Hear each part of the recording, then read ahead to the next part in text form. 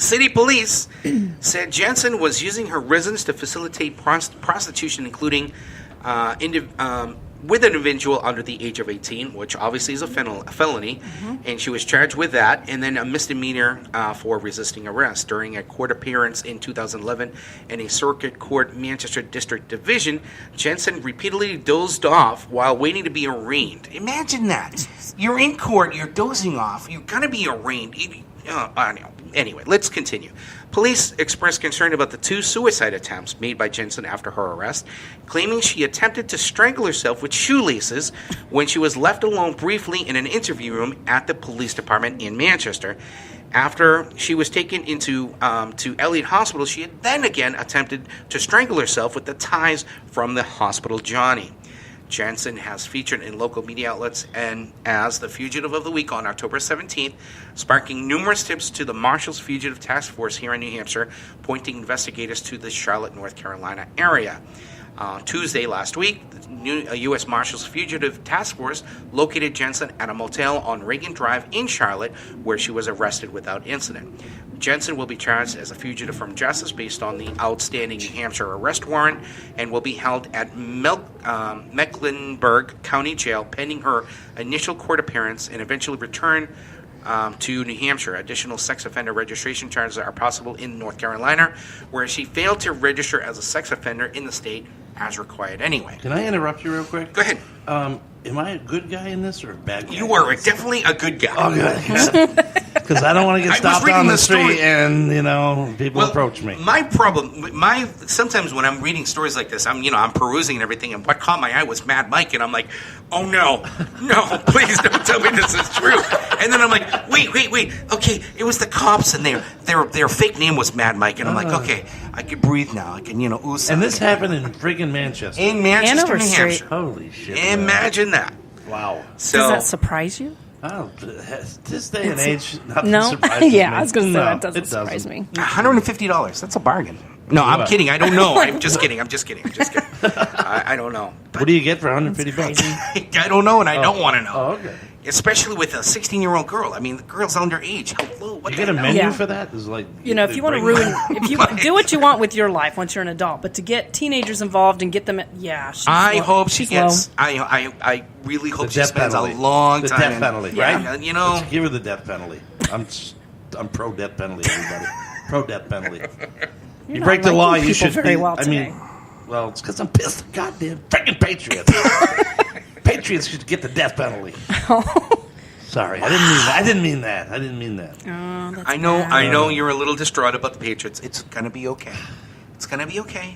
Tomorrow's just gonna suck, Does that mean I don't have to share Tom Brady with you anymore? No, I have to go over his house and talk to him tonight.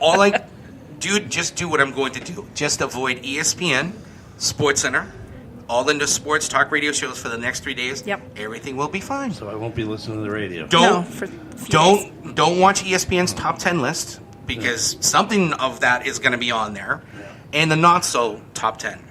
So anyway, I don't know. It just drives me. These news stories make our show great. Let me just tell you, it's wonderful. Keep screwing up, people, because you're going to be focused on this show. I'll tell you. So, Mike actually wanted to bring something up I thought was hilarious, and I think this is great because I know everybody on this show has a story that's related to Christmas parties. Mike, you want to take it over? Tis the season. This is where all the office parties and the get-togethers that happen, and I need to know your funniest stories that happen at Christmas parties, being you had sex, you stole something from the office, you just did something like way and above and beyond what you should be doing at Christmas parties due to the fact that everybody is getting wasted.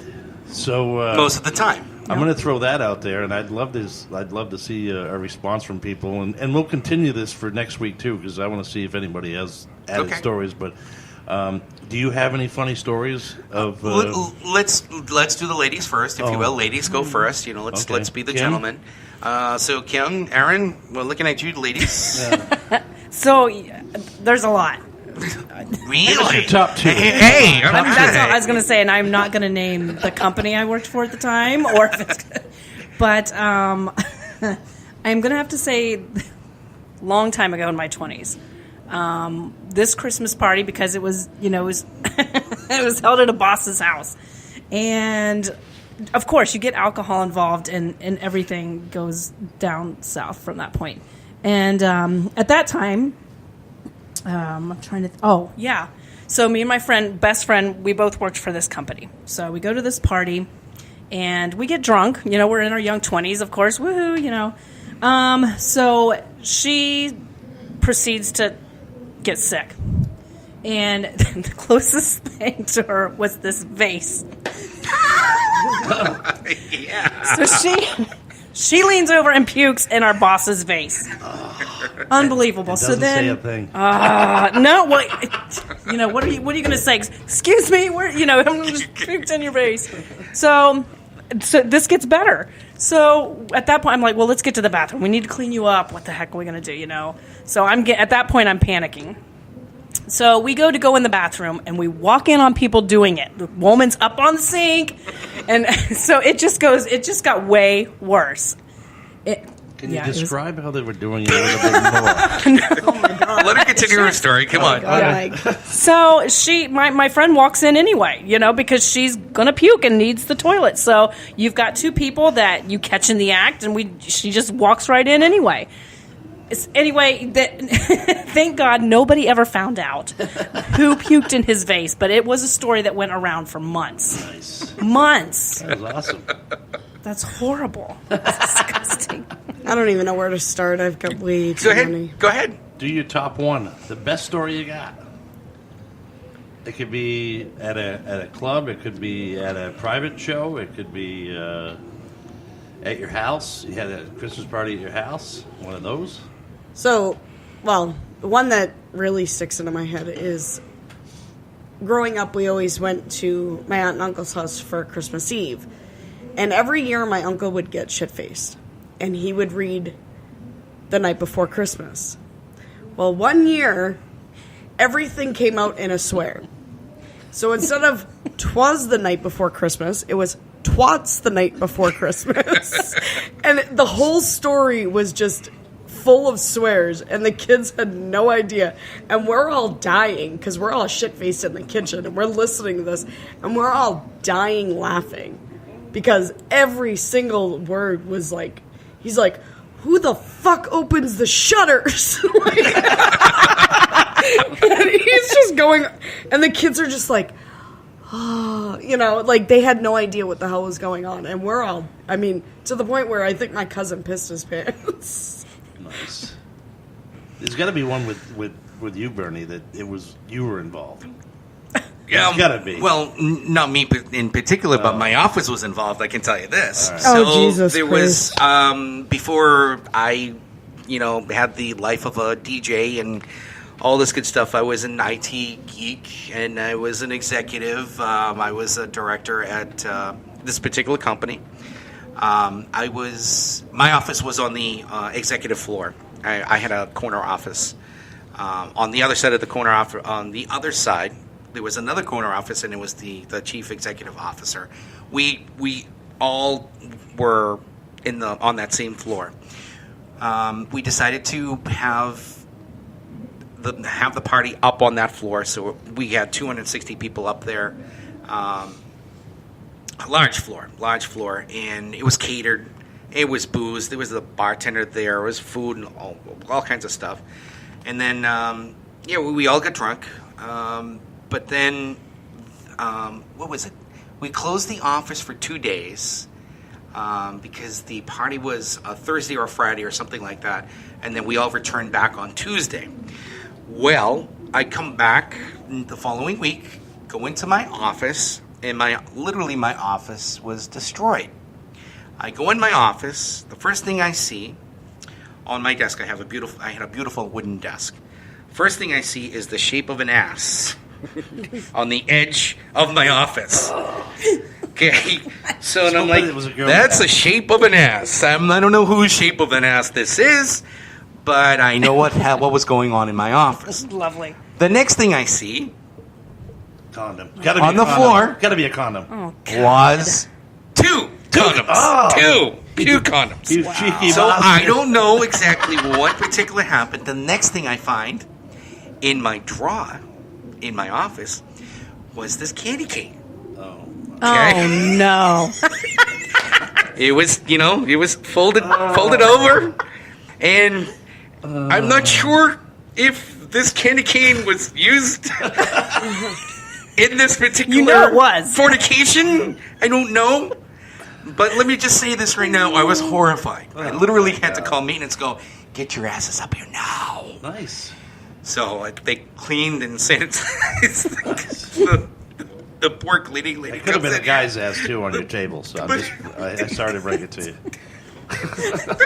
He could have been getting fellatio. And here, first of all, let me say this right now. I don't want to sound racist, but it was the funniest thing. Let me explain. Her name was Esperanza. Esperanza is the one that cleans the offices on this particular floor. She comes to my office and she's cleaning, and she goes. She picks up the condom off the floor and she goes, "This is the first time I see a condom." Oh, Jesus. In my religion, we don't believe in these. Oh, mine neither. That's why I got 100 kids. No, but it was just the funniest thing ever. I will never forget it. But Esperanza, I'm telling you, you were such a trooper. I should have picked up the condoms, but I just left it there because I didn't know what else to do. I don't know if I should have called human resources. I didn't want to get anybody in trouble. I just called maintenance. The cleaning lady came up. Esperanza, she cleaned my office. She wiped out my office and took care of the candy cane and stuff. But that is one of 5 that I'll never forget that ever happened in my office. Well, I got 2 stories. One that I wasn't involved in, and the one I was involved in. The one I wasn't involved in, I was DJing a private event, Christmas party, and it's open bar. Everybody's just I'm playing music, and everything's going good.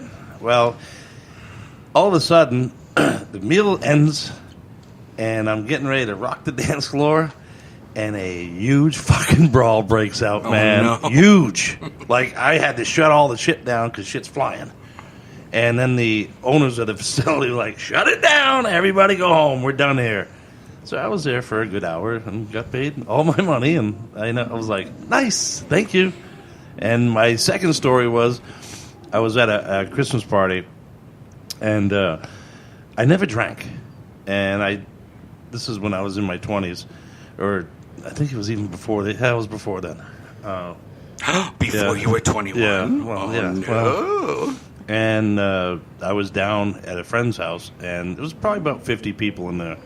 And all of a sudden, they brought out the rum and the Coke. And so I was doing the rum and Coke thing, and there was more rum and then Coke. Oh, I'm sorry. rum. My head went... I'm sorry. When you said rum, I thought you were drinking straight rum and you were doing... Never mind. Go ahead. Yeah. You were doing rum and Coke. Yeah. Coke, the real... Coca-Cola. Yeah, Coke. Yeah. My brain went to the white okay, stuff. it wasn't just me. Okay. So, Sorry. like you said, it was more rum than Coke by the end of the night. So I got these 2 beautiful girls sitting right beside me. And, of course, I'm drunk as a fuck. And I'm just trying to be funny. And then all of a sudden, I just looked at one of them and went, all over the place. All I felt were a guy grabbing me and threw me out into the lawn there. And I just laid there. Did you get any on them? I covered this girl. Oh, wow. And of course, once you puke, you don't want the puke, and you go to cover your mouth. Mm-hmm. It And just now starts. you're a sprinkler, man. Yep. And it's on me. It's on everybody now. And I'm like, okay, I'm the cool guy. I get it. Oh, that was bad. Bad. If you have any stories, let me know. I want to hear some. We want to hear your office Christmas stories. Yeah. All right, so here's one from Perfect Entertainment side. So, Was it a Christmas story? yeah, it's a Christmas story. Okay. So we take we usually go away for a couple days, take all the employees with us. Oh and dear Lord. We went down to Foxwoods. Well, there was 8 of us, 10 of us maybe. We